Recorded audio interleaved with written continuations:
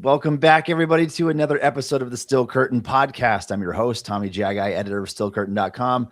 Joining me, as always, is Still Curtain contributor Shayne Kubas. We're going to talk about Steelers free agency here on this live show today.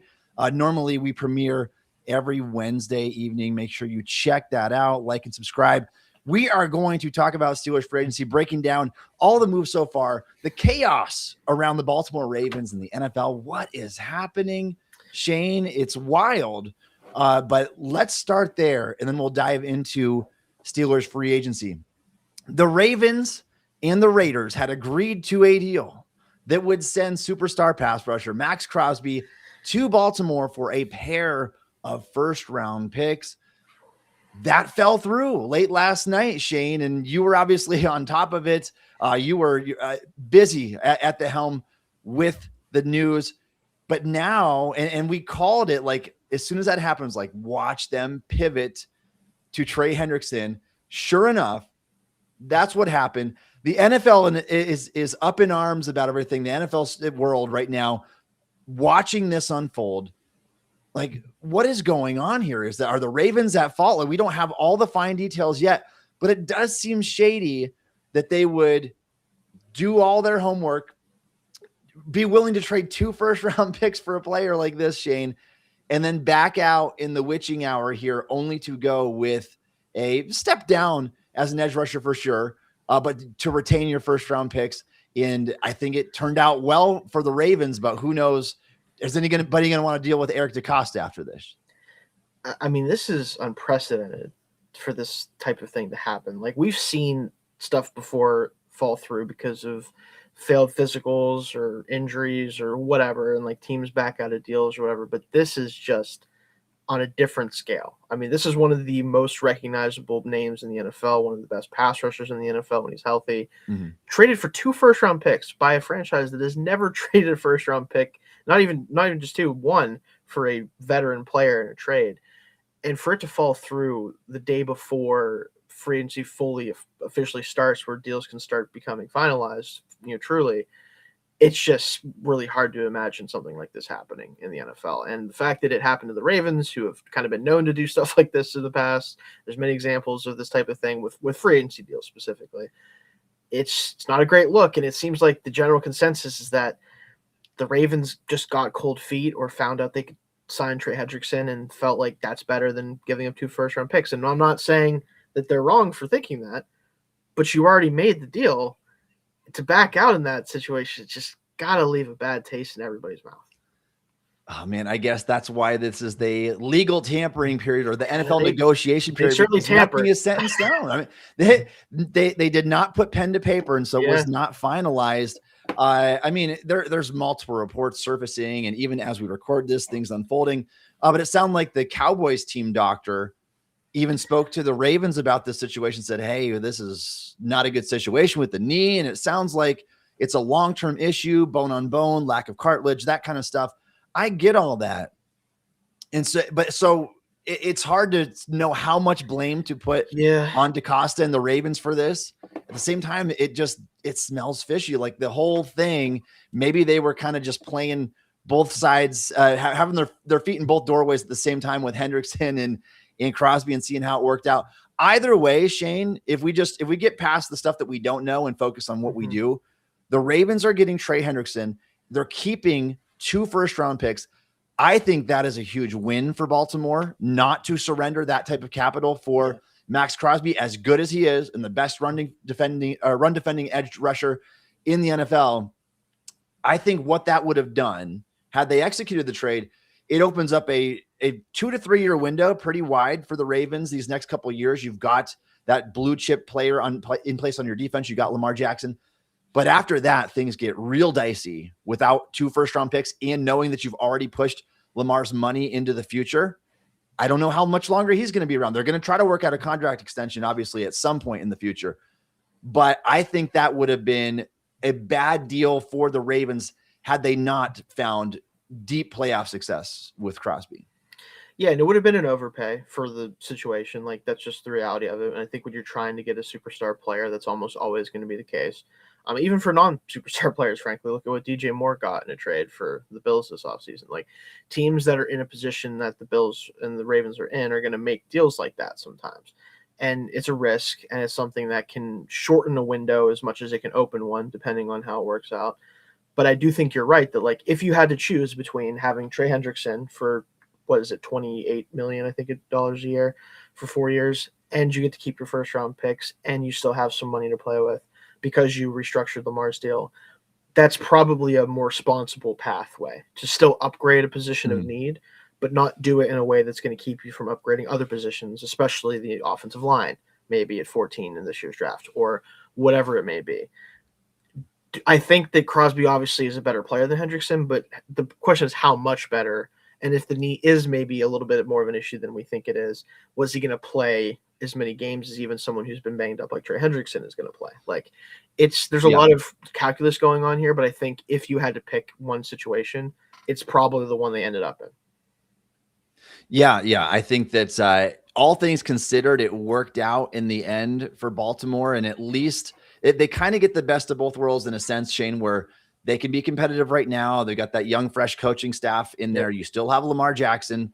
You still have a respectable edge rusher who in 2023 and 24 led the league with 17 and a half sacks back-to-back seasons. I mean, he was an all-pro player. I don't know what they're getting. He's 3 years older than Crosby. And so you're definitely getting a step down from that, but holding on to your first round picks is huge, especially for a team like the Ravens, who just lost a flux of talent in free agency. And we can talk about some of those moves. So let's go over to that now, Shayne. Big NFL free agent signing, some things that just blew us out of the water. Like with some of these numbers, my goodness, you talk about Alec Pierce, who you love, Shayne. You're a big Alec Pierce fan. I like Alec Pierce.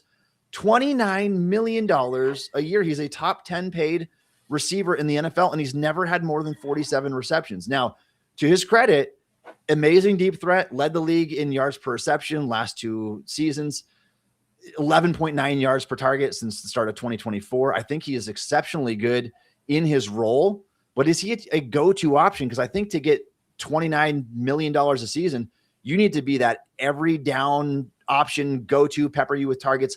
I don't know if that's him. That came in a lot richer than I thought. I thought like 24 per year would have been like the high end. 29 kind of blew me away a little bit. And not only that, apparently he left money on the table to go back to the Colts, which that is fascinating. Yeah, that's wild. Yep. Does that mean it was like, was it 30 on the nose? Was it 31, 32? The top of the receiver market is obviously pretty high now in the 40s with the very top guys, which it makes this a little bit more understandable because he's a guy who's hitting free agency, who is an ascending player, who has a very valuable skill set.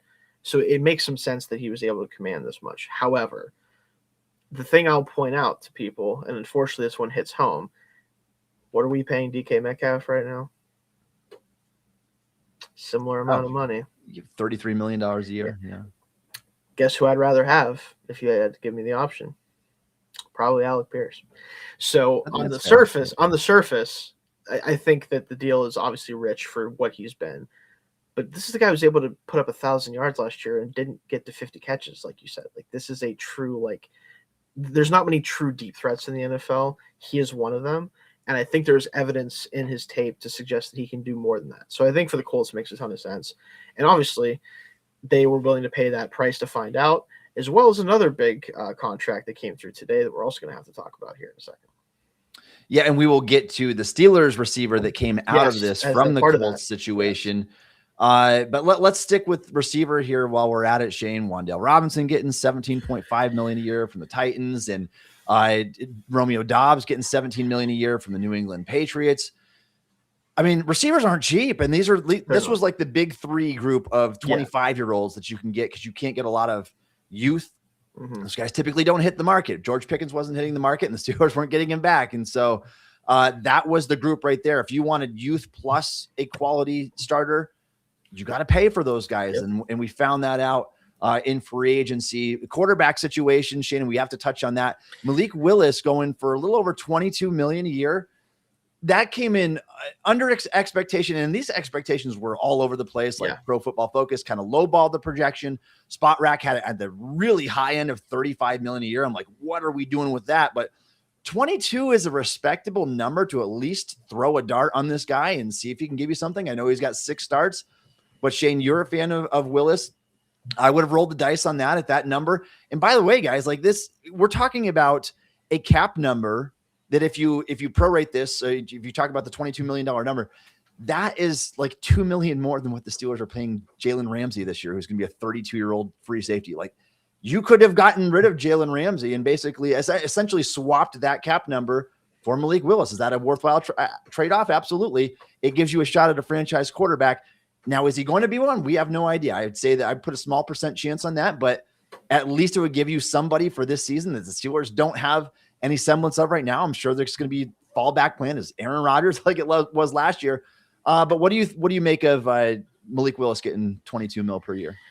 Well, first of all, as someone who also gets to cover the Dolphins for Fanside, I get to still cover him, so that'll be fun. However, I absolutely would have made this deal if I was the Steelers. Now, were they in the running? Did they even offer a contract? Did they talk to him? We probably won't know that for a while, if ever. But if this is the deal, if this is all it took, the fact that the Dolphins were able to get him at this number is one really good process for them, because you're moving on from Tua. You don't know what you have in Quinn Ewers, but he's a 7th-round pick. Do you really want to bank on him being anything? The draft class doesn't offer you much. Are you really going to bring in like a 36-year-old veteran quarterback for no reason?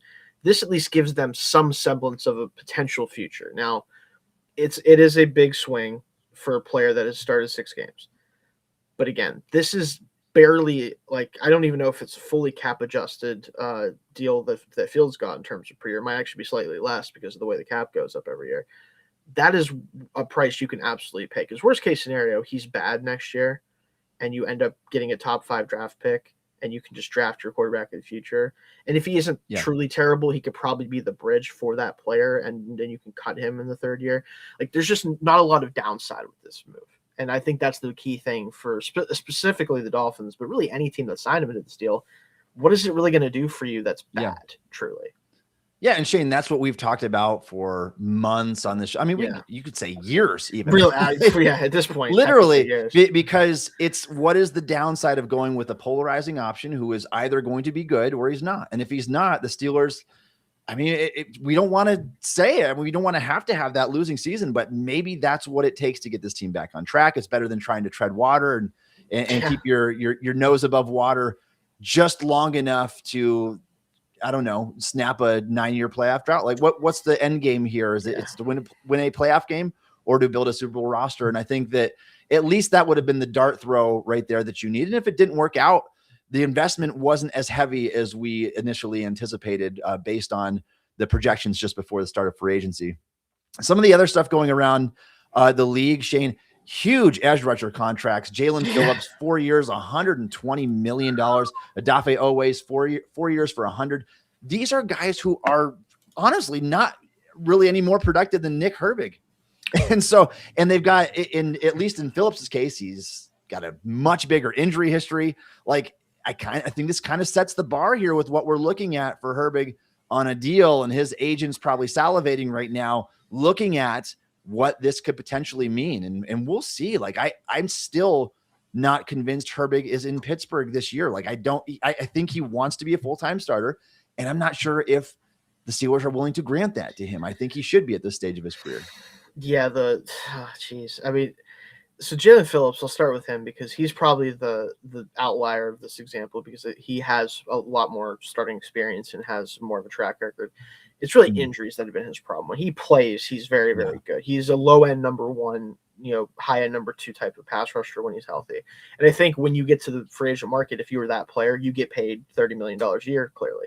And I think with Odafe Oweh, he had a really good last 2-year stretch as a pass rusher, but not anything special. But when you're the Washington Commanders and you have nobody to play edge rusher, you have to pay someone, right? So I think those deals, they're higher than I would have liked to pay for those players, but they make sense given the current situation with, one, the edge market, and also just getting to free agency is hard for players like that are even kind of good. So it makes sense that they got paid that much. In terms of the Steelers and the Herbig situation, I think you have to really start wondering if you're Herbig, like, one, do you want to stay in Pittsburgh if you're not going to be the full-time starter? And obviously TJ Watt's deal he's 2 more years on it. Who knows how much longer past that he'll play in general and how much more he'd cost to keep playing. But I think if they're going to keep Highsmith, which again, I have no reason to think that they shouldn't keep him at his cap, especially with it being so low compared to especially these deals, they have to decide, like, is he worth $25 million a year? Because that's probably the floor now, right? And yeah, the Steelers could try to say, well, you're not actually a full-time starter. You're just a designated pass rusher, blah, blah, blah. He's a better pass rusher than probably definitely Oweh, maybe not Phillips on his best day, but close to it. He has every right to ask for this type of money, and some team will absolutely give it to him if he gets to the market. Like, that is not a question. If he does get out of negotiations with the Steelers and makes it to free agency, he will get paid something along these lines, and I don't know if the Steelers will offer that. Yeah, it is wild, Shayne, just to see how drastically this changes, how quickly it does. And when you look at it, and obviously we know there's way more that goes into the position than that. Yes. Than just statistical production. But if we do look at that, Jalen Phillips has 6 sacks over his last 21 NFL games and 8 TFLs during that span. Nick Herbig was more productive last year alone coming off the bench. And so that's the arguing point for agents right there is, yes, there's a lot that goes into the game. There's run defense, there's pressure rate, all that kind of stuff.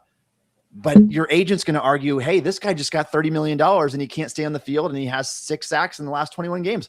My client deserves more than that. And so that's where we are with Nick Herbig right now. And this shouldn't be news. Like, we could see the writing on the walls with the contract he was going to get. But now I think that is 100% confirmed. Herbig's 24 years old. He doesn't turn 25 until like mid-November, I think. And so he's going to get paid. It's just a matter of what do the Steelers do? Are they the team that pays him and keeps him around as a centerpiece to this roster? Or do they send him packing? Or do they let him just play out the last year of his contract and hope they get a 3rd-round compensatory pick? Like, he's worth more than that. And so it'd be unfortunate to see him walk away next year as well. I would be open to trading one of the other edge rushers on your team, but that's just me. I think the problem is, like, I think Highsmith is a really good player, so trading him would not feel good. And I just don't know what you can get for TJ at this point with his contract. I don't know. Now, if he has, like, let's say they go into next year and Watt has a bounce back season and some team offers you something in the offseason when you're trying to pay Herbig and you feel like it's best to let him go chase a ring or something like that, whatever it is, then I think you could pay Herbig, keep Highsmith, do that thing. But you're right. Like, unless they're going to trade Highsmith, which even then, like, that frees up a decent chunk of money, but it's probably only freeing up about half as much as Herbig's deal is going to be. So you're going to pay 2 edge rushers, both probably like, obviously Watt's going to be well over 30 million, but Herbig close to 30 million, if not 30 million. I don't know if this team is going to do that. And if they're not, unfortunately, the best thing to do would probably be to trade him now. Like, because if he's still going to be a backup next year, it's not like his value is going to change that much from now till the end of the next season. And you'd have to keep him on, whether it's a franchise tag or some other tag, to keep him long enough to trade him then after this next year. So, like, it's a tough situation. I'm not going to lie. Yeah, and I don't want to get hung up on Herbig because he's not one of the big.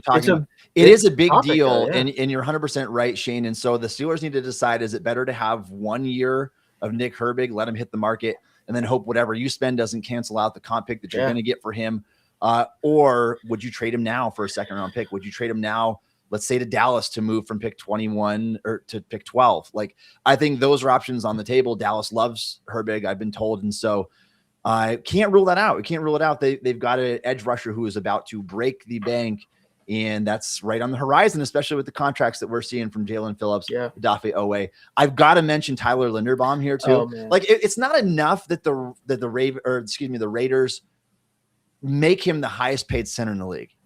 You have to set that precedent and make that bar so stinking high over the next highest center now that it's ridiculous. And what's frustrating is Zach Frazier is going to be the next. Talk about another player that is going to need an extension at some point. I centers are important, guards are important, but I hate devoting that type of money, $27 million a year to an offensive line. That's a big portion of your cap. But I mean, we see this kind of stuff happen. The Steelers are not going to have a choice, obviously, if they're going to keep Frazier, but it's just, I wish they wouldn't have had to kind of break the precedent by that much there. Yeah, I mean, you don't see a lot of like when teams in free agency, especially when like when they reset the market, it's usually not really. It's like it's similar to the deal that was most recently signed, adjusted for cap, right? So like if a player makes $4 million more a year than the next closest player, it's really like making $1 million more because of the way the cap is set up, whatever.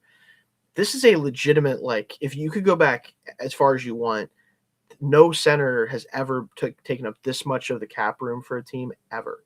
Like, this is a true resetting of the market by like percentage points, legitimately. And it's really fascinating that the Raiders did this, not just because they have the freedom to do so. They have the money, even with Crosby being back there, they still can do it. But they have the money, they have the need. Everything kind of lined up for this to happen, but for them to reset it by this much tells me either the Ravens were serious about trying to retain him and offered him 25, 26 million, or some other team was, and the Raiders were able to beat it. But like you said, like, you can make an argument that Frazier was better than him last year. Like, that's not an impossible thing. Like, so what is he going to be able to ask for in 2 years? Like, I have no idea what that deal could look like. All I'm saying is as soon as they can sign him, they should probably do it, because it's only going to get worse if anyone else signs. And so like, Shayne, it's not unexpected to see him kind of set the precedent and break the market there. Yeah. But it's always frustrating regardless, knowing that your team has one of those guys and he's going to be next, and now seeing what that price is going to be. Some of the other moves, Shayne, around the league before we move on here. You just talk about throwing money at people because you have to spend cash. And John Franklin Myers over $20 million a year to the Titans. Alontae Taylor over $20 million a year to the Titans. Boy Mafi $20 million a year to the Bengals. Like, there's a lot of big contracts out there. And I think that free agency, pretty much, you can sum it up, Shayne. You pay great money for good players. And I think that that's basically what we've seen again this year. That's the best you can hope for, is that you're paying great money to a good player. Sometimes you pay great money to objectively average players. Yeah. I mean, you look at some of the deals, like, just to real quickly so we can move on to Steelers specific stuff, but beyond the implications of some of them. The fact that, like, players, and I'm not trying to, just ahead of time, I'm not trying to crap on these players. They're much better at what they do than I'll ever be at anything I do, probably, realistically. But like Wan'Dale Robinson getting $17.5 million a year just kind of makes me laugh a little bit. Kwity Paye getting $16 million a year. I don't know what to do with that. Kwity paid. Yeah, Kwity, exactly. Cordell Flott getting $15 million a year, and Taylor getting, like you said, 20. Oh, goodness. The Titans are just like, we'll pay everyone $15 million a year. It's fine. Somehow lost in this to me, and this is something I think is very interesting. Devin Lloyd didn't reset the linebacker market in the way that I thought he might. And now it's bringing it back to Steelers. We probably have to watch Patrick Queen play linebacker for us for more money than Devin Lloyd just got paid, when you could not tell me he's better at anything than Devin Lloyd. There's no way. Obviously, who knows if the Steelers would have been his where he wanted to go or whatever. But it's just, seeing that definitely hurt me a little bit in my soul. It is interesting because that one, I mean, he deserves to go for more than some of the names that you just mentioned there. But yeah, I thought he would have gotten a higher contract too. We can talk. I mean, the Queen stuff is interesting because it's like, oh, please go to Dallas, please go to Philadelphia, wherever. If you can get anything out of Queen and ditch that $17.19 million cap number, $13.33 million in savings is what it would be. And so after displacement, Shayne, you talked about the Devin Lloyd deal. After displacement, you're basically paying the same price for just a better football player. Yeah, there's other linebackers. I mean, Leo Chenal goes for $8 million a year with the Commanders. If you really think that Patrick Queen's a good run defender, which I think there's spurts of that. If you just want a linebacker that can do that, which is the one thing he can do sometimes, Leo Chenal's just significantly better at that by itself. Like, even if he does nothing else for you, he is much better at that. He's basically like, what if Malik Harrison was really good? It's basically what Leo Chenal is, where he's a bigger bodied linebacker but can actually play kind of traditional linebacker. Just so many linebackers get signed for deals from, like, I'd rather have that than what we have with Queen. But again, I didn't expect any less, but just something to point out there that was kind of frustrating. Yeah, and it's a good reminder, Shayne, this time of year too, that to remember that these teams have to spend X amount of cash in like a 3-year window. And so teams like the Titans and the Raiders just throwing money at guys, you kind of have to. There's so much that you have to do. The unfortunate thing is it kind of throws off the market for other guys that that good teams actually want to sign. And so that's where we are. It's just kind of the nature of the business. All right. If you are a fan of the Pittsburgh Steelers and would like to support the Steel Curtain podcast, please consider subscribing to the Steel Curtain podcast on YouTube. We appreciate all your support. Please check out our Steelers free agency tracker on steelcurtain.com. Constantly updated. All the signings so far, what you need to know, who's available, the departing players, and these trackers are available on basically every fan-sided site. Go check out fansided.com too for their list of the top 110 free agents, who's been signed and who is still available. Shayne, let's talk about the big signings so far. Then we'll talk about departures and who's available and what the Steelers should do next. But let's talk about these signings. I don't want to bury the lead. This is what everybody's here for. You want to hear about the moves the Steelers just made. These guys are going to impact the team in some form or fashion in 2026 and beyond. And let's start right with the trade for Michael Pittman Jr. This was interesting, Shayne. And at first I heard about it, I was not a big fan, and I've warmed up to it a little bit, and I'll explain why. But obviously the Colts had to make a corresponding move. This is what they were doing while the Alex Pierce situation was unfolding. They paid Pierce $29 million a year. Michael Pittman was on the books, ready for $24 million. The Steelers traded for him. They got that number down to $19 million per season in the trade at the cost of a 6th, 7th pick swap. And so in my mind, initially, I'm saying, why didn't the Steelers just go after one of these younger receivers? And they could have. If you like Romeo Doubs better, then that's a missed opportunity because Doubs would have been cheaper and he's 3 years younger. And so I 100% get it from that standpoint. The one thing that I like about it, though, is that Pittman does not count against the comp formula because he was a trade. He was not a player that was cut outright. And I think that he at least gives you something in an otherwise depleted market. And so at least for similar value, like if Doubs is your argument there, I would say, okay, the difference in $10 million between Pierce and Pittman is pretty significant. I don't know if you want to go that high when you already have DK for 33 on the team, though you could obviously make the case that Pierce is just straight up the better player, and the Colts thought so too. But the other options outside of Doubs, if you like Doubs better, then I get that. But the other options, would you have paid Wan'Dale $17.5 million? No, I would not have. What would you have gone after an old receiver and overpaid for him? Like, I think all things considered, we knew the Steelers had to get somebody out there, or a couple guys even before the draft in free agency or via trade, because they just don't have receiver help. I think what Pittman's going to do for your team, although he's not going to move the needle a lot for the offense, he's going to be a stable presence on offense for the quarterback, maybe Aaron Rodgers, maybe somebody else that's going to be there and at least help this offense function to the point where they can develop players. The problem the last 2 years, Shayne, the receiving corps has just been so bad that they haven't even been able to develop their offense because of it. Yeah, I think the bottom line with this deal is, one, it is cheap, especially from a compensation standpoint, like for them to acquire him. The contract is reasonable given where the receiver 2 market is at this point, right? Like, I think it's totally fine to pay him around the 20-ish million mark that you're paying him. And I think this is a better alternative than chasing after someone in free agency that you're not guaranteed to get. Like, if they didn't make this move when it happened, one, like, someone was going to get Pittman, most likely, unless he was cut, which whatever, maybe you could argue that, but like, then he has competition from everyone then to sign him. So I think given where their Steelers are at, where they had to make sure, if nothing else, whether it was through the drafts or otherwise, that they had at least wide receiver 2 level player opposite of DK. This solves that need for at least this year and probably another year or two after that. And it frees them up to do some other things in the draft that they want to. I still think receiver in the first round is something that they should consider doing and probably will consider doing. But at least make sure that, if nothing else, you're going to have someone who can be a reliable second target, could play some X for you, can do some different things even in the slot as a bigger slot type. He has legitimate value as like a wide receiver too, I think. Whereas some of the other guys you could get either might not fit that bill or would have been more expensive / not guaranteed that you could get them.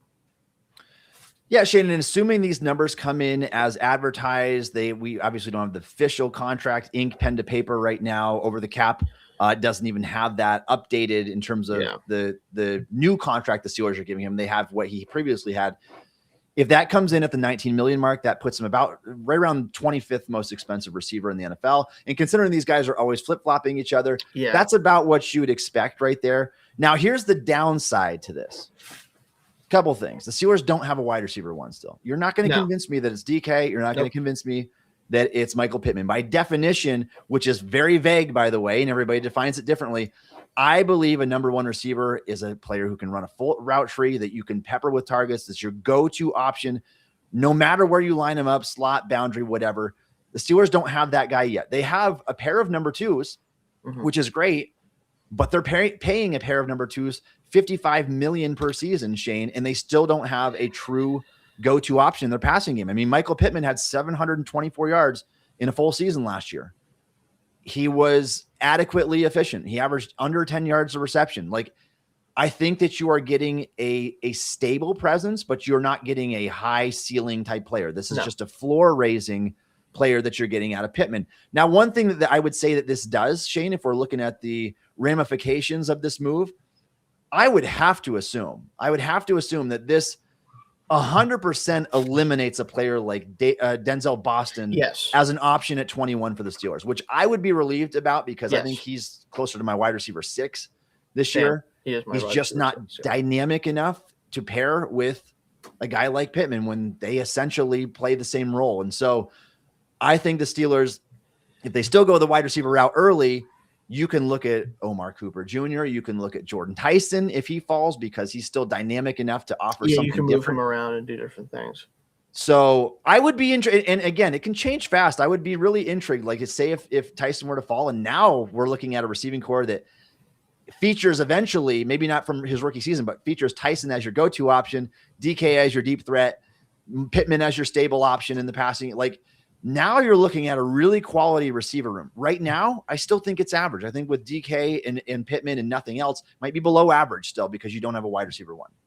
Yeah, that's the thing is I think, again, this gives them the opportunity to, one, maybe target like if they don't think finding a receiver one is possible in this draft, if they don't view the guys at 21 as guys who can be the go-to guy in the passing game, they can either pass on them for a different position, maybe a better player overall, or they can target someone who's more dynamic in the second round or later in the draft because this draft is full of receivers that can do different things for you.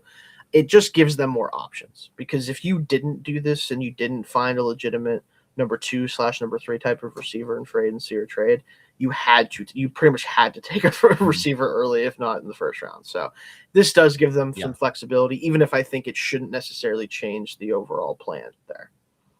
Yeah, the one thing that I will say with this as well, Shayne, is maybe it shifts the draft focus in the first round just a little bit. Like I was feeling really confident it was going to be a first round receiver. A little bit less so now because at least you covered that base and you don't have a left guard and you don't have a quarterback. My goodness, it's not Ty Simpson, but you don't have a quarterback. You don't have a left guard, left tackle. The future of left tackle is very shaky still. And so there are options that they can go, not necessarily a receiver in the first round. And again, free agency should be, I think, about filling some of your holes, and the draft should be about taking the best players at the most important positions. And I hope that they have that strategy. Let's go on to the next free agent signing, Shayne. My favorite of the group, I think, is Jamel Dean. Yeah. Now, again, let me get the stuff that I don't like out of the way first. He had injuries the past couple of seasons, so he's had trouble staying on the field. He's older at this point, and I said this on Twitter the other day, X. People got really upset with me. It's like, what do you expect? They're free agents. These guys aren't rookies. I'm like, I understand that, but because of the direction of the team. So here's my thought process, Shayne, is I don't think the Steelers are ready. I don't think there's any way in the world they're going to be ready to compete for a Super Bowl run this year. And knowing that, I would rather have them pursued a little bit more youth. And so maybe get a Romeo Doubs and a Eric Stokes, guys that can play beyond the next 2 seasons. I think this is a 2-year player, and that's not a bad thing because I think you can get 2 really good years. If I had to guess, I think they'll probably get out of Dean's contract in year 3 because Dean turns 30 years old early this season. What do we know about cornerbacks? Once they get in their 30s, it's all downhill from there. And unless you are one of the few exceptions that defy the odds, that's the way it's going to be. And so is he as old as the last couple of signings of Darius Slay and Patrick Peterson? No, he's not ancient like those guys, But among the guys who qualified for a grade last year, he was still one of the 10 oldest cornerbacks in the NFL last year. And so now, Shayne, he's going to be another year older. And then in 2027, he'll be a year older than that. That's just the way that life works. You get a year older each year. But for the cornerback position, that is the one position in football where it absolutely does matter. And you cannot convince me otherwise. You want guys that are 22 to 26 or 27 years old, generally speaking. Now, you can be good after that, but I would imagine that Dean's going to go downhill. The part that I love, you got this guy for $12.25 million a year. He graded out as a top 5 corner last year.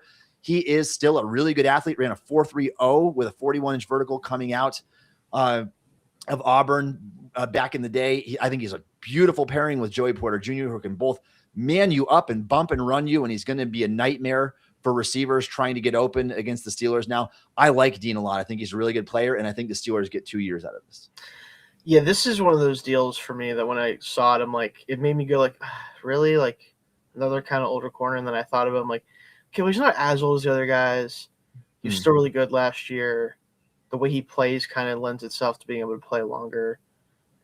And then I kept thinking, I'm like, man, him and Joey at the same time. I mean, that will be fun. Yeah, receivers are gonna just hate their lives playing against us. Like no matter what, like it doesn't whether they have success or not, they're not gonna leave the game feeling great. Like they're just not. Between both of them, especially Dean is a really good run defender from the corner spot too, which I think is really valuable for this team because we had some issues with that last year, to say the least. I like the signing a lot overall. I do think for the price, when you look at what some of the other corners, younger corners, but still some of the other corners got in free agency, it's a totally respectable deal. Is it probably a 2-year situation at best? Probably. But at the very least, it's going to be 2 years of watching opposing receivers just get beat up every Sunday. And I think it helps a lot with the rest of the secondary where hopefully, Jalen Ramsey will be able to settle in at safety if he's going to stick on this team and play a little bit better if he has less things to worry about because the receivers are getting beat up at the line of scrimmage. The slot role still is a little bit interesting to me. I wonder if they go towards the draft to help with that or they just let Eccles do it. But in general, I think the secondary is shaping up to be in a better spot than it was last year. Yeah, Shayne, I was absolutely bullish on Dean after his rookie contract when he became potentially up for grabs, and I wanted the Steelers to pursue him so hard. Less so now, but still he's playing the best football of his career. Like I said, I think he gives the Steelers probably 2 good years. Yeah. Depending on how that performance goes in 2027, they'll make that determination if they want to maybe keep him on his finances for the 2028 season, the final year of his deal. But like I said, length, physicality, athleticism, this just screams like the perfect pairing with Porter. And I'm going to enjoy watching those guys in the secondary this year. I think that should be fun. Let's talk about the other corner signing the Steelers made just before the start of free agency. They were able to retain Asante Samuel Jr. on a cheap contract, Shayne, just for this year, but gave him some stuff down the stretch last season. He did allow 125.5 passer rating. So if you read into that a lot, it's a relatively small sample. He didn't play until like mid-November. And so Samuel obviously had the spinal fusion surgery and made his way back, and the Steelers took a shot on him, and now they're rewarding him with another year. At the very least, Shayne, this offers, I think, quality depth to the position. And despite his smaller frame, Samuel has primarily been an outside corner. Is there a chance you think that they try to make him their nickel defensive back this year at this stage of his career? I don't know, but I think it's quality depth at the least. Yeah, to me, this is the third outside corner role right now. I think that's kind of where he's going to settle into, which at this point, apparently the Steelers are one of the only couple teams, if not the only team that would clear him to play football last year. So take that as you will. I mean, he wasn't hurt. He didn't get hurt or anything. He just didn't play a ton. I think as depth, this is a really good move because, again, he's been here. I know that there's a new regime in here and a new coaching staff, but he knows kind of what we're about. I think he can fit well as that third outside corner, at least have more depth there than we've had in a while if he is able to play as well as he did last year. So. Yeah, I mean, you can't go wrong with that. You needed bodies to fill that position anyway. Yeah. Why not get a guy who's former second-round pick, has the pedigree, the experience? has the injury history, but that's why you're getting from him for the price that you are. Yeah. And I think anything he offers you, Shayne, above just replacement level Yes. is a bonus because that's the contract that you paid for him. Right. Let's talk about Rico Dowdle. Yeah. That one, even with the Mike McCarthy connection, I was taken aback a little bit with this because just the whole time, like I'm thinking, all right, the Steelers are going to retain Gainwell. They made it clear that he wants to come back. They might end up overpaying a little bit for Gainwell, and we'll talk about him here in a little bit. Obviously, he goes to the Buccaneers on a pretty sizable contract, and the Steelers got an upgrade. Yes, I will say that. The Steelers got an upgrade. I think that Gainwell was terrific last year for the Steelers in that role. It helps when Rodgers is dumping the ball to you like 90 times from the backfield. But Rico Dowdle has been one of the best runners between the tackles the last 2 years in the NFL. I think that he's kind of a sneaky good running back. And now, Shayne, I think that you can almost look at maybe a reverse role in Pittsburgh where Dowdle is your early down back and then put Jaylen Warren in the role that was Gainwell's last year because he can do the pass protecting stuff. He can catch the ball out of the backfield. He can obviously, he's a nightmare to bring down after the catch. I think this is a pretty solid 1-2 punch. And the best part, Shayne, you're getting two respectable former undrafted free agents for a combined $12 million per season. I can take that. Yeah, like I'll start with the Kenneth Gainwell part of it because we'll get to his deal with the Bucs in a little bit. But the problem with him ultimately is that if you want Kenneth Gainwell to be worth the amount of money that he ultimately got paid, you either need to commit to making him a big part of the passing game regardless of who the quarterback is, or you have to bring back Aaron Rodgers, which is probably going to happen, but we don't really want, right? Because that's part of the problem. Is the reason he was so effective is because Aaron just peppered him with targets. And to his credit, he made good use of them, especially in the back half of the year. But he's a player that, as good as he was as a runner at times last year, like in the past, he's been limited and he doesn't have quite as much ability to run between the tackles and create, drive with his legs. Like he just isn't that type of player. With Dowdle coming in here, good luck tackling this backfield. Mm-hmm. I mean, Jaylen Warren, we know what he's capable of. Dowdle, if nothing else, is really hard to tackle. He's a tough runner. He has enough juice in the open field to kind of get some explosive plays. We saw that last year with the Panthers and with the Cowboys the year prior. He's a really good player. Like you could argue that he should be a starter somewhere. And with Steelers, he'll be a co-starter probably is how they'll view it with him and Warren. But he's a fun player to watch. And I think if nothing else, it's again, kind of in the same way that receivers aren't going to like playing the Steelers. I don't think defenders are going to like tackling these guys for the Steelers. Like it's going to be a really rough physical toll on teams this year playing us, I think. It just feeds so much into the narrative that I already had, Shayne, why you probably shouldn't spend high draft capital on running backs. These guys are so readily available. I mean, there's so many running backs in free agency every year. And now obviously not everyone's going to be a hit, but Dowdle's a good player. I mean, he's averaged 4.6 yards a carry, good success rate each of the last 2 years, over 1,000 rushing yards each of the last 2 years, despite sometimes having to share that role. And he's going to be sharing that role with Jaylen Warren. I'm excited about what this brings. Now let's get to the negative here.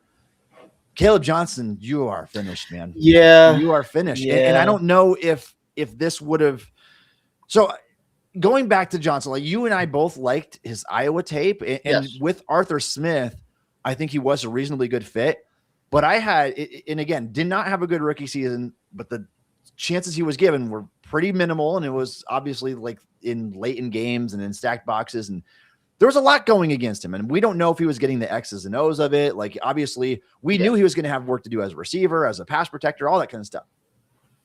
But this is really bad for him. This is really, really bad for the career path of Caleb Johnson, because not only did you go out and find an improvement at the position who could soak up, dare I say, 50% or more of the touches from the backfield. Like it's very reasonable to think that Dowdle could.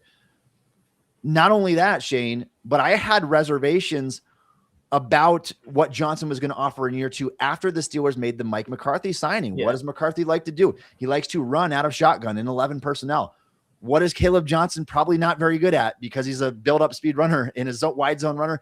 Running out of shotgun is probably not going to be his forte anyway. And now you go and bury him on the depth chart and make the opportunities so limited. Shayne, I have to wonder if Caleb Johnson is now on Pittsburgh's trade block saying, hey, this guy just not going to fit with the program anymore. We'll take a 6th-round pick or whatever, a late-round pick swap, whatever you can give us for him in exchange, because we're quite frankly, he doesn't play special teams well and we're not going to use him. Unfortunately, my take on Caleb Johnson at this point is trade him to the Niners for like a 5th-round pick and call it a day, because he would probably be awesome for a team like that. Yeah, he probably would. Just, again, like, I don't want to sit here and say that I know for sure that he's going to be a good player if he goes the right scheme or whatever. Like, the tape is what it is at Iowa. I thought it was very good. I thought he was a really quality zone runner, specifically wide zone in particular. But that's not what's going to be the case with the Steelers now. Like, it'd be different if last year he was really good and played, and then they brought McCarthy in and they try to make it work, or, whatever, right? But there's no reason at this point for Mike McCarthy to try to incorporate Caleb Johnson into his running game when he isn't a very good fit and didn't do anything last year. It just, it's kind of a point where you should probably just sell him while he still has some semblance of upside for teams to think about, and hope that you can get a decent enough day 3 pick for him and move on. And I hate that for this team, because I think he could have been a really good fit, but I don't think it's the case any longer. It's very similar in the sense, like, it's obviously a very different situation from Najee Harris, but the same reason I thought when we let Harris go, it made sense because he wasn't a fit for what we're trying to do in the run game. Johnson also now is not a fit for what they're trying to do. So it would make a lot of sense to just get something and move on. Agreed. And maybe that'll be the case. Maybe they'll value a third running back who can offer more on special teams and just doesn't feel like a fit at all right now. Let's talk about the Darnell Savage signing, Shayne. If you go way back to 2019, I was a fan of Savage's Maryland film. If you put on his tape, boy, did he fly around the field like a heat-seeking missile, and 4.36 speed and 41-inch vertical. And there was a reason in ball skills, and there was a reason he was the number 21 overall pick to the Green Bay Packers back then. Did some nice things early in his career in terms of the takeaways, 8 interceptions in his first 3 seasons. However, things have been really up and down, with mostly down since then, very inconsistent, getting beat in coverage consistently, injuries popping up. I think he is just a depth signing at this stage of his career. I think that's evidenced by his contract, which is about a near $1.5 million for the 2026 season.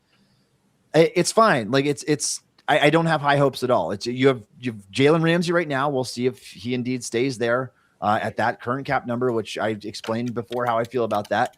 And then you've got Sean Elliott coming off of a season-ending injury. This gives you some depth, security, a guy that started a lot of games in the NFL. I think he has 83 starts in 97 games. And so definitely loads of experience there, and someone you can call on if necessary. Yeah, I think with this player, it's clearly just this is a depth safety because they needed bodies, right? Like, I don't really think that we should really factor it in too much more than that. He'll play. I mean, he'll play special teams a little bit for you. At least he has in recent years, because he's no longer been like that surefire starter that he was early in his career. Really, what you hope for is that he doesn't have to play a lot, frankly. Like, he's just kind of one of those safeties that his biggest problem to me, at least from what I remember watching of him, is that he just doesn't have a lot of coverage feel and instincts. Like, he's an athlete back there, and he's older now and probably not as good of an athlete. So it just kind of doesn't always work out. But I think as, again, a depth safety, when they're going to have to add even more to that position, probably whether it's in the draft or later in free agency, it's fine. It's not something to be worried about or overly excited about. I'll say that much. Yeah, and this is where we can get a little bit hung up on the former first-round status. In this situation, because he really hasn't been all that good. Yeah. Honestly, Shayne, it's very different from this player that I'm about to mention here, because he's smaller and I think more fluid. But it would be like the Raiders signing like Terrell Edmonds last year. Like, right. Former first-round pick, guy was an athlete. Like, he's good for a minute. It's not a needle mover at all. It's just a depth signing, and as evidenced by the money. And like I said, anything that I expect way more out of Asante Samuel. Like, I just don't have expectations for Savage. If he offers you anything in a pinch, then that's good enough. He's a body in the room for now, and we'll see. I totally expect them to add a couple pieces in the secondary in the NFL draft, and maybe they're not done in free agency yet, Shayne. Yeah.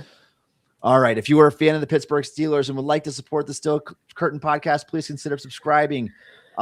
We have got fresh content going up constantly. We put up 28 articles, Shayne, on stillcurtain.com on Monday. So if you guys are listening here, you didn't get a chance to go check those out, check them out now. We did our full breakdowns on some of the players that the Steelers received in free agency and some of the departures as well. Also, make sure you check out our free agency tracker and fansided.com's 110 top free agent list. All right, Shayne, let's get to our free agency tracker and the players departing from the Steelers. Let's talk about each of these guys that have officially left the team or going to officially leave the team here in just a little bit. Yeah. And the options that they could go with next to try to fill some of these holes. We've got some huge ones out there. Let's start with Isaac Seumalo. Maybe the biggest overall loss by the Steelers, been here since, 2023 offseason. So it's been a little while now. He's been a really quality player. I mean, stayed mostly healthy. I think that he's been a really good guard, quite frankly, and he got paid like it too. And so he goes and joins the Arizona Cardinals. Right now, Shayne, I think the Steelers are on track to get a 5th round compensatory pick for that's the other thing I didn't talk about too. I want to touch on this real quick. I said it with Michael Pittman trade. Jamil Dean, he does not count against the compensatory formula because Tampa Bay removed a year of his contract. They mutually decided to remove a year of his contract. In doing so, when he hit the market a year early, did not count against the compensatory formula for the Steelers. Asante Samuel, really cheap signing. Savage, really cheap signing. Those guys won't impact it at all. Dowdle might cross somebody off here. Maybe the James Pierre signing, similar type money. So, yeah. But I think even if we cross that one off, Shayne, the Steelers, as of right now, I believe they'd be on track to earn a 5th round comp and a 6th round comp in 2027. Just sidebar there. Seumalo lost. What does that mean for the Steelers, Shayne, overall? Because, I mean, he was the vet on this offensive line. He was kind of that stable body, that stable presence to the group. Yeah, I think they have 2 options. I think they either have to sign a legitimate veteran starter that can come in and at least start for a year or 2, and then combine that ideally with a draft pick this year. Because I think this interior offensive line class on day 2 especially is really, really good. I think you could find some legitimate future starters in that group. So if you don't want to have to rely on a rookie, because this line already is going to be very young regardless of what they do at left guard, I do think finding someone who could be a veteran that is at least a stopgap level, because I don't love the idea of Spencer Anderson being that guy. Like, I think he's better as the 6th offensive lineman type. So, someone like either of the Browns guys would make some sense, honestly. I don't know how likely that is, but that would make sense. Maybe you kick the tires on Kevin Zeitler, 36 years old, because he was still pretty good last year, but that's kind of iffy too, obviously. The name that pops up for me that I think makes the most sense, that won't be very expensive, but does have some experience now, has position versatility. Brady Christensen, free agent for the Carolina Panthers, I think would make a lot of sense because you could probably get him for relatively cheap. Again, he's played a lot of spots along the offensive line, pretty much I think every spot at some point or another. So it would give you some, positional flexibility there. Something like that, I think, makes the most sense to replace him, just to give you something that is a known commodity there. Yeah, Shayne, it wasn't a huge guard market to begin with, and now already some of those names have been depleted. And so my thought process, and it probably don't share it with the Steelers because they're not going to think the same way as me, but I don't think any of these guys that you're going to get out there are needle movers. No. I agree with you. I'd probably go with one of the old Brown vets just for like a year and then see if you can get just one to have something there. Yeah, find another Mason McCormick in the draft or something that way, or something to that tune. But I would go relatively cheap, I think, at this position to get a stopgap player. And quite frankly, like, again, I'm future minded when it comes to the Steelers because I don't think this team is ready to compete right now. I'd probably get somebody who doesn't erase that 5th round comp pick that you're expected to get. That's another draft pick that you can use potentially to help you next year when you're going to have to probably trade up to go for a quarterback. Right. That's also something they have to keep in mind. I think with Christensen, like, it's tough. I don't know what his market really is because he hasn't obviously signed yet, and I don't know what projections were with him off the top of my head. I'd guess somewhere in the like $6 to $8 million range, so that might wipe out some of that.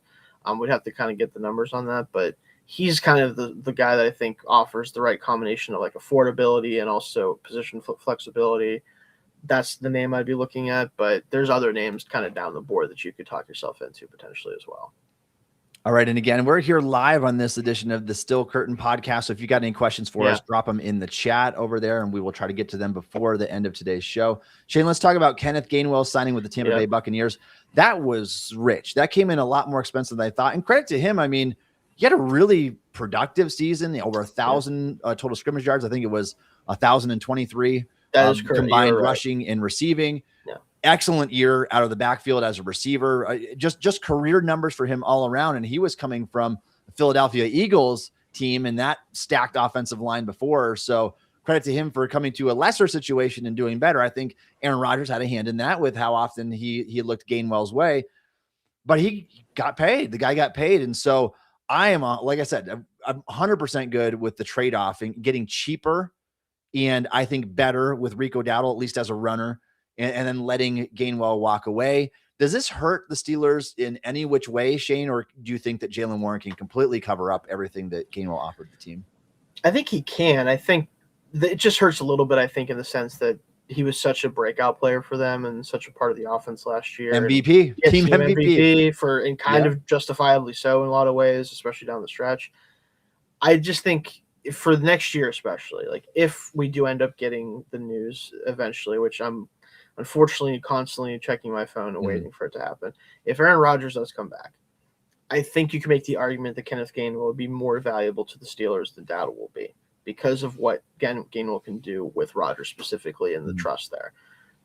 But I also just simply don't care about that part of it. I really just can't bring myself to care.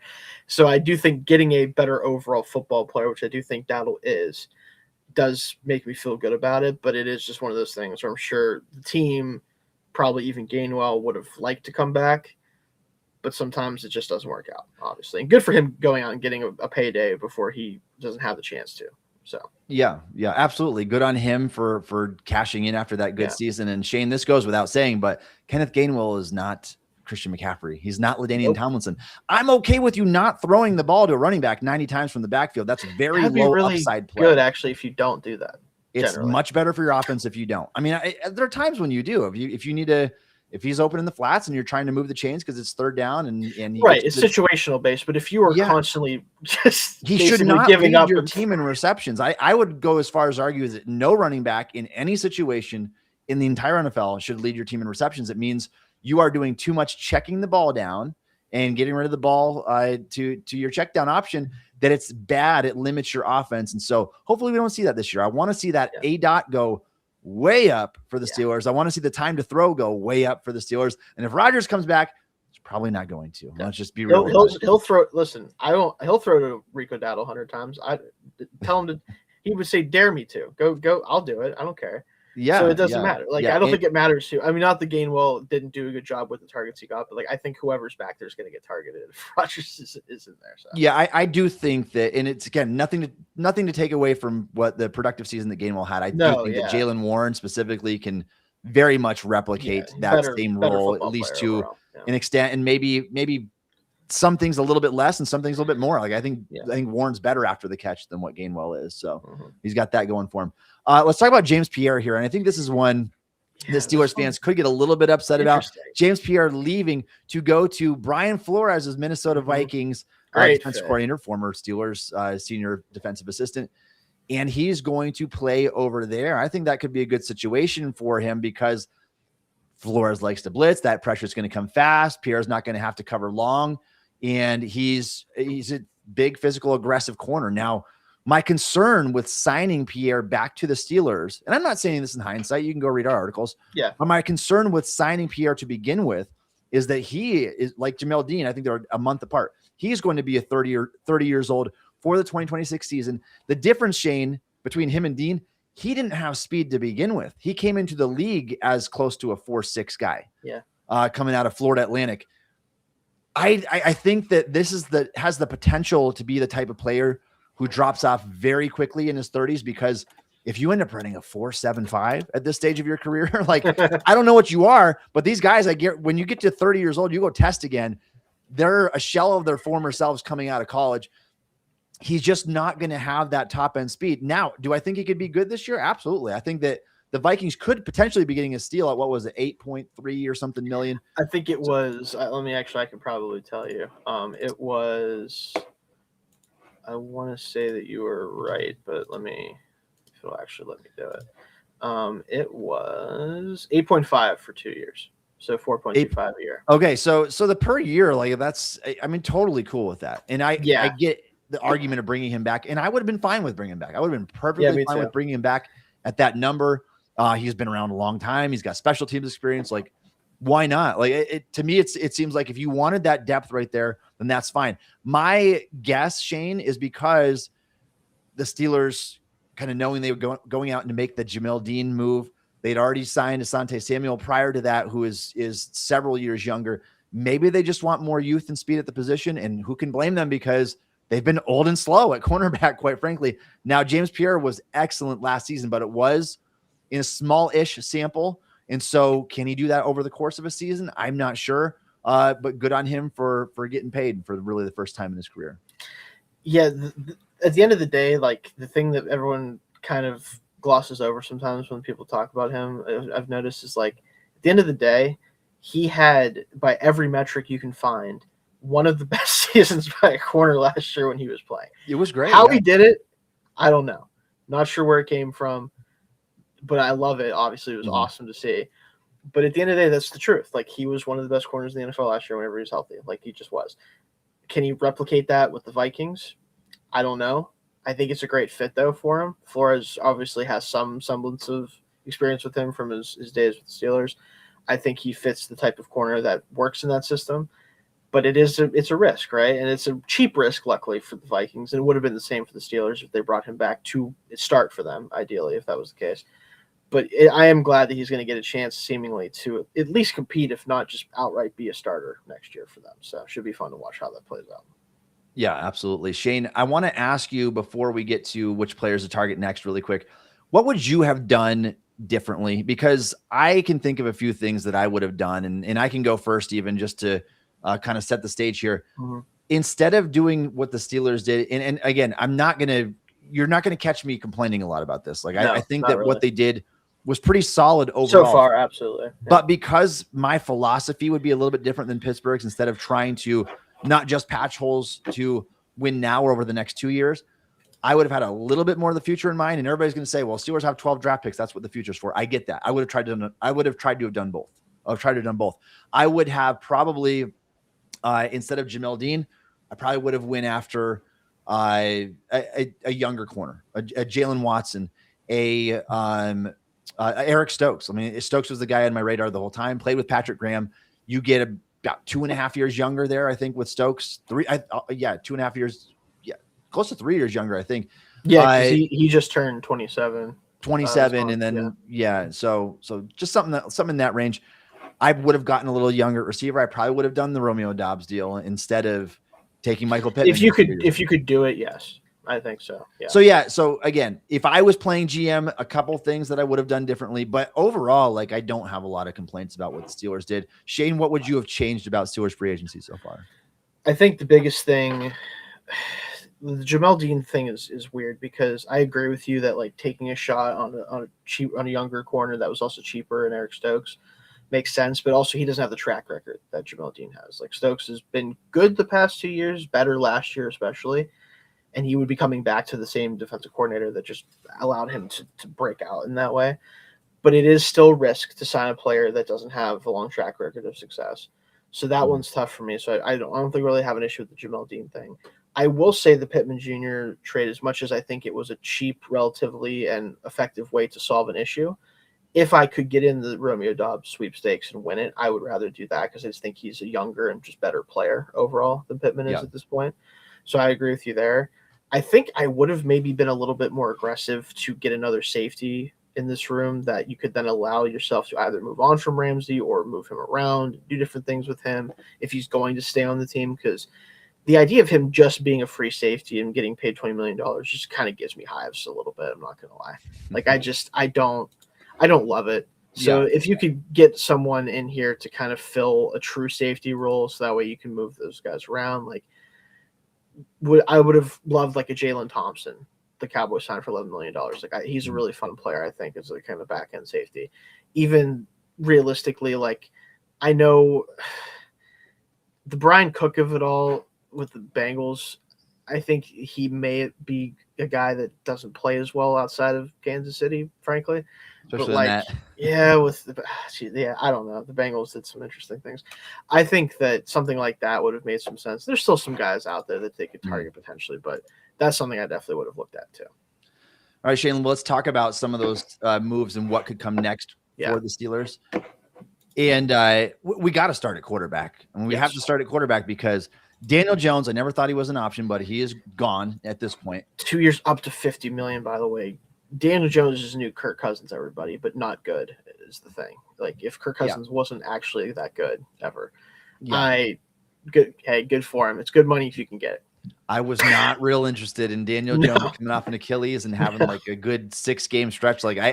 It was just too risky I would have much rather gone Malik Willis. Malik Willis is gone. Tua Tagovailoa is gone. Not that I wanted to trying to cut through the wind and cold. I'm just throwing that name out there. Geno Smith gone, another option I didn't want. But when you boil it down, Shayne, there are 2, maybe 3 viable options in free agency the Steelers could pursue. Aaron Rodgers, who it feels very likely that it's going to be that. Kyler Murray, maybe Kirk Cousins. And that's it. I mean, the list ends right there. And there was somebody reported that Kirk Cousins might be a backup plan to Rodgers if the Steelers don't get him. Oh my God. Yay. Guys, let's get past that. No. What do you make of the quarterback situation, Shayne? And of the remaining options, who should the Steelers go with? If you ask me of remaining options, like, it's by a mile Kyler Murray. Yeah. And it's not even that I'm not ready to say that I'm still in on Kyler Murray. I know some people are. I think it's possible. I don't think the fit would necessarily be perfect. But if you're talking about like taking a swing and actually saying like, all right, what can we do from an upside perspective at quarterback? Guys, even at Kyler Murray's level, who he's had some issues with injuries and he's declined a little bit in his play recently, even guys at his level just don't really get to the market that often. And I know that that's like a quarterback thing, and I know it doesn't necessarily mean that he's good or whatever, but it just doesn't happen a lot. The fact you could get him for nothing, essentially, like the same thing as the Russell Wilson deal a couple years ago, the fact that that's possible, if that is truly the case, they should be knocking down his door right now, being like, listen, we have some receivers here that you can work with now. We have a defense. We have an offensive head coach here that we think can work with you and blah, blah, blah, whatever.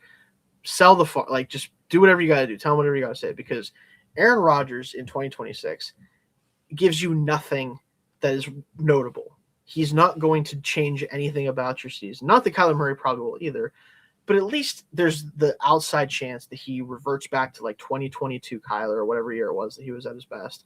And they go on a run and you get to see a playoff win for the first time in a decade and blah, blah, blah. And you have fun. It could be at least fun to watch. There is they could do everything else right the rest of the offseason and sign Aaron Rodgers. It won't be fun to watch. I promise you it will not be. It doesn't matter what they do if they bring him back. It will be a difficult watch and probably a 9-win season. At least with Murray, there's something else that might happen. Agree. Murray does offer a little bit more hope. Do I believe in Murray? No, but not really. No, you're going to get him at the $1.3 million number. It's NFL rule unless he signs a multi-year deal, and I can't see him doing that. There's no incentive to. His value has never been lower. So if he signs a 1-year deal, it's going to be $1.3 million because he's already getting paid $36.8 million by the Arizona Cardinals this year. For them. Now, again, people, I see a comment in the chat too about Kyler Murray. Have you lost your mind?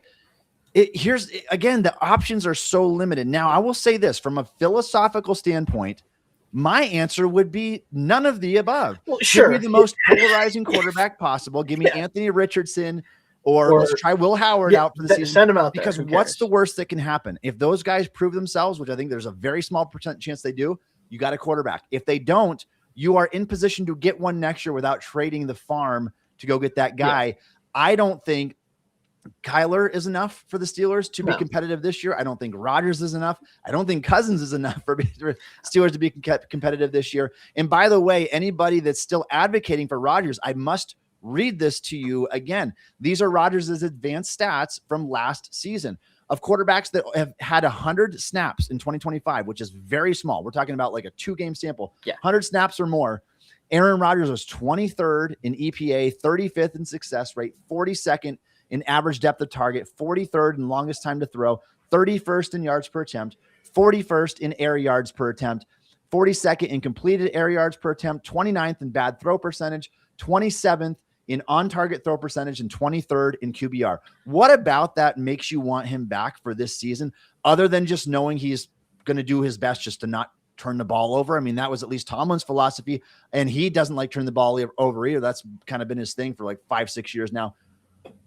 There's no upside. He doesn't have mobility at this stage of his career. He's afraid to get hit. He gets the jitters if he has to hold the ball longer than 2.5 seconds. Like, there's no upside there to be found at all. And it does not push the agenda forward beyond the 2026 season. That's the thing, is in the comment you talked about, again, I get it, right? I understand. I'm not asking you to like Kyler Murray. I don't know if I like Kyler Murray really that much, like for any team, really. Is it probably going to be the Vikings, by the way? Probably. But the point is, if you're in a situation where you have to choose somebody to start for you, and you have to choose from the guys who are readily available, he is the answer right now. Like, that is just the reality of it. Now, obviously, you could go with Will Howard, you could trade for Anthony Richardson, you could do all sorts of things. You'd take a shot on one of the random, backups around the league that are in line to maybe get a shot somewhere else. Whatever you want to do. But it's not going to change the outcome anyway.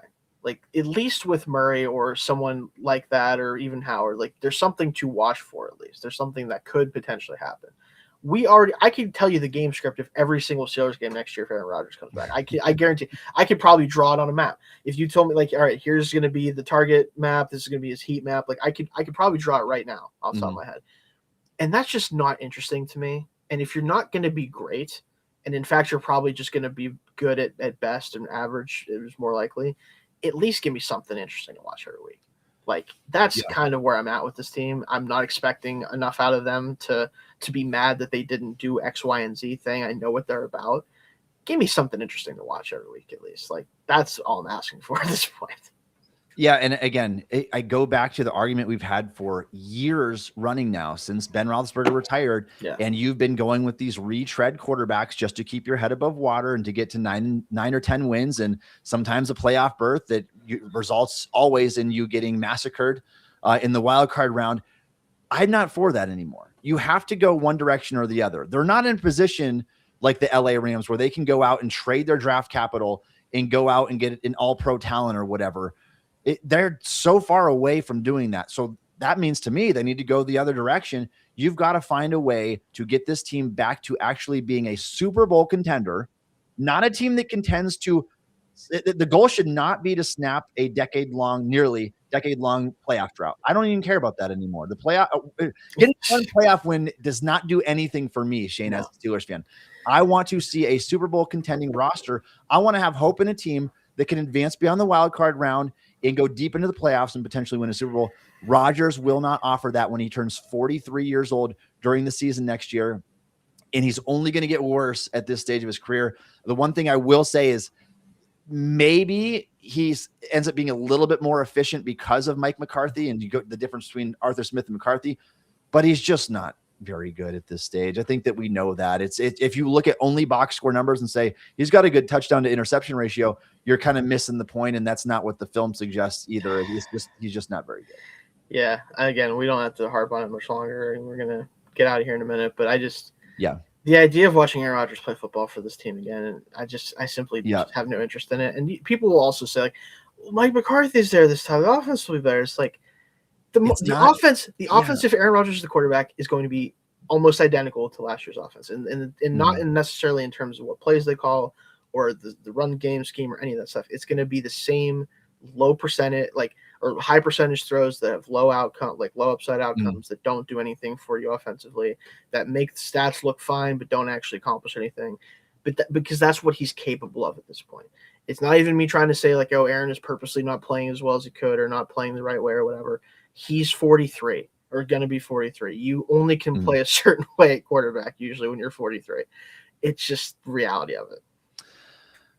It's so true. We're going to see if anything unfolds at the quarterback situation here too. We'll see if Steelers can pick up some offensive line help and see what they do. Is Patrick Queen going anywhere? Is Caleb Johnson? Is there going to be a surprise trade somewhere? I don't know. Stay with us as we continue to bring you Steelers coverage, not only on the Still Curtain podcast, but also on stillcurtain.com where we are dropping hot content all the time. Thank you for joining us today on the show. The Still Curtain podcast premieres Wednesday evenings at 5 p.m. You can check out Josh Yorsh and Mark Powell's show premiering Mondays. Thanks for joining us on the show. You can follow Shayne on X at Shayne Kubas. You can follow me on X at Tommy Jaggi. You can download the Still Curtain podcast wherever you get your podcasts. Also check us out on YouTube or ask Alexa to play the Still Curtain podcast. And thanks again for listening to the Still Curtain podcast.